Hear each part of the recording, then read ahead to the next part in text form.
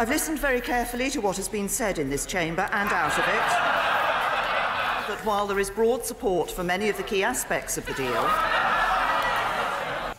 British Prime Minister Theresa May, with MPs in the House providing the laugh track yesterday as she announced her decision to defer a crucial vote on her Brexit deal.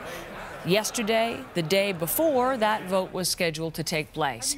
If the vote went ahead, she said the deal would be rejected by a large margin, along with Britain's only chance to have a negotiated exit from the European Union.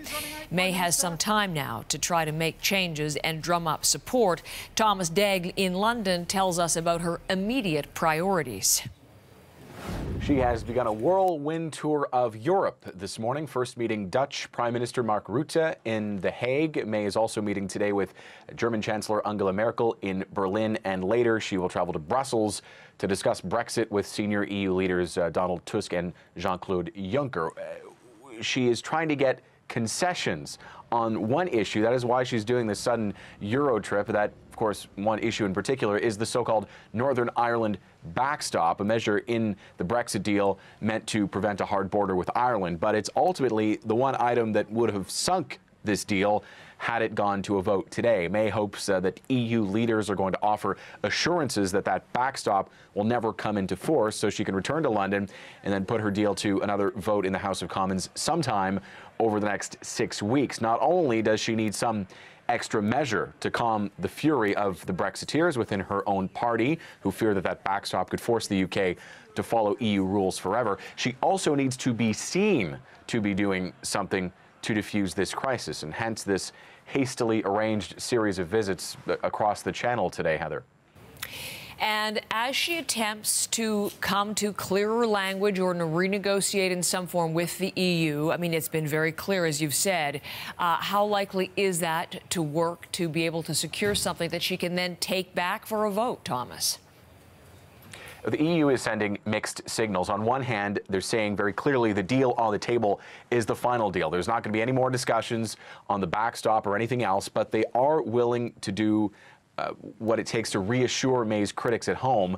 Don't forget, the EU wants a Brexit deal almost as much as Britain does. If the UK crashes out with no deal, it would be harmful for the European economy as a whole. Here is EU Commission President Jean-Claude Juncker speaking in the European Parliament in Strasbourg this morning. The deal we have achieved is the best deal possible. It's the only deal possible.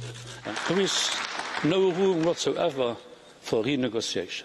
But, of course, there is room, if used intelligently, there is room enough to give further clarification and further interpretations without opening the withdrawal agreement. This will not happen. So, fairly clear there. There is a European Council meeting in a couple days. That's when all the leaders of all 28 EU member states sit around a big table and talk.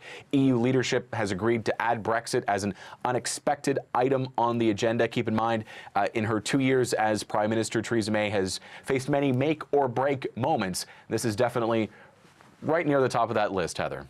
My next guest, Anthony Carey, who's former High Commissioner from the UK to Canada. He is in London this morning, and it's good to see you, Mr. Carey, on this crucial day. Thank you for being our guest. Thank you.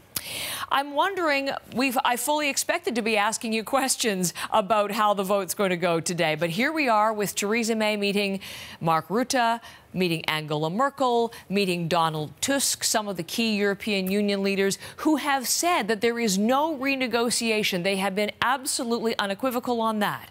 So what does she hope, what can she hope to secure today? Well, I think she's hoping for some sort of a clarification or interpretation which would help her to persuade an extremely reluctant House that they should agree the deal that was negotiated. But I think she's going to find it very, very difficult to secure wording that would achieve that. So how likely is it that whatever she's able to come back with at the end of this week, because there's a summit Thursday and Friday, whatever she does eventually put to MPs will be enough to satisfy them?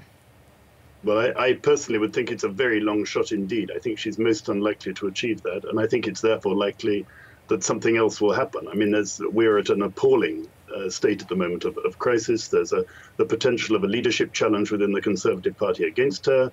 There's a potential for a vote of confidence from the opposition against her. There are any number of possibilities which are more likely, I think, than that she will get them to agree her deal. Hold that thought, if you would, for just a moment, because I want to explore some of those options in a little bit more detail. But I'm wondering if you could help us in Canada understand what the stumbling block is. We talk a lot about the backstop, this guarantee to keep the border open between Northern Ireland and the Republic of Ireland. Why is this such a flashpoint? It's a huge flashpoint because the Good Friday Agreement, which was a huge achievement 25 years ago, it's really made a breakthrough in Ireland and brought peace to Ireland after years and years of conflict. That depends upon there being no border within Ireland. I mean, that has been a crucial element. Before that, we had watchtowers and soldiers and violence. So to maintain no border at a time when you are making a break from the European Union is extremely difficult, because you can't have a clean break between Britain and the European Union without creating a clean break within Ireland, between Northern Ireland, which remains a part of the United Kingdom, and the Republic of Ireland, which is a member of the European Union. Now, there are some who say that this can be done through clever technology, that you can have you can have different customs arrangements, but nevertheless have no border. But the European Union is still unpersuaded of that, and frankly, most analysts are unpersuaded of that. And clearly, so it remains a huge problem. And it will be no problem during the transition, because for 2 years during the transition, we shall have the same rules as the European Union. But at the end of that time, the idea is that the United Kingdom will be able to make its own trade deals and start to diverge from European Union rules. And at that point, it will create a border within Ireland. Right. Unless Northern Ireland stays within the European Union rules, which is one possibility. But if that happened, that would create a border between Northern Ireland and the rest of the United Kingdom. And the Unionists have a huge problem with that. And hence, this is what she's off to Europe to try to secure some form of legal guarantee that will not happen. But as you suggested, whatever she's able to wrestle from the EU this week, unlikely to pass whenever it does go to a vote. And when we're talking about that vote, nor I would say is the backstop the only problem. She has to, I mean, there are all sorts of difficulties that people have with this deal, apart from the backstop. January the 21st is the latest date we're hearing for this vote's postponement now. March is when Brexit is scheduled to begin. So this is a very limited period of time. And so all of this, as you say, this period of chaos and people talking about any matter of potential scenarios, including a second referendum. What do you think at this point is the likelihood that people will once again vote on this? I think there's a pretty good likelihood. I mean, I've been keen on this. I would much prefer that Parliament itself decided that Brexit is simply a terrible idea. It's a huge strategic blunder. And I would prefer Parliament to take that decision itself, because I think most MPs actually believe that in their hearts. But they have not been prepared to do that. And I think that they would not dare overturn the popular mandate from 2 years ago without a further popular mandate. So I think that they will eventually send a sort of hospital pass to the British people to say, look, we can't resolve this.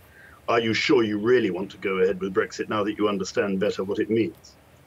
And that court ruling that we got yesterday from the top court in the EU, which says the UK can't do that, doesn't have to seek the approval of the rest of the European Union nations. It can walk it back if it so chooses. Perhaps that might give some impetus to those who seek a second referendum. I think it's less likely that the government will choose to withdraw Article 50. That talked about the government deciding we would prefer to stay in, and we're now withdrawing the letter.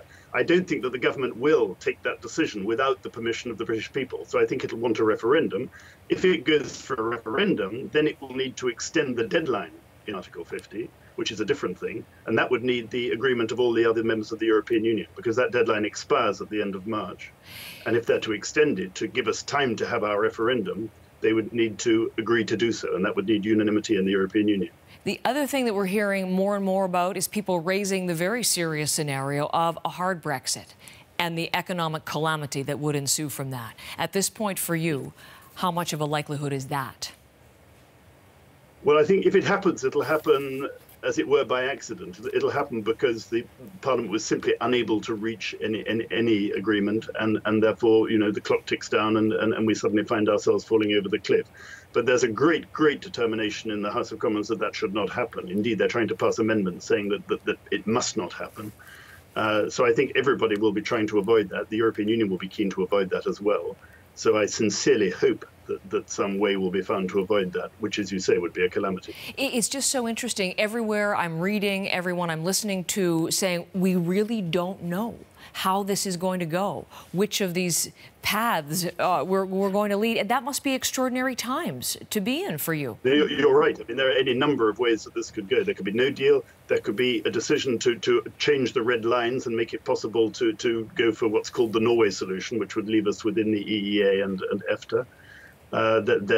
There's the possibility of a general election. And there's a possibility of a leadership crisis within the Conservative Party, which would also create a new playing field.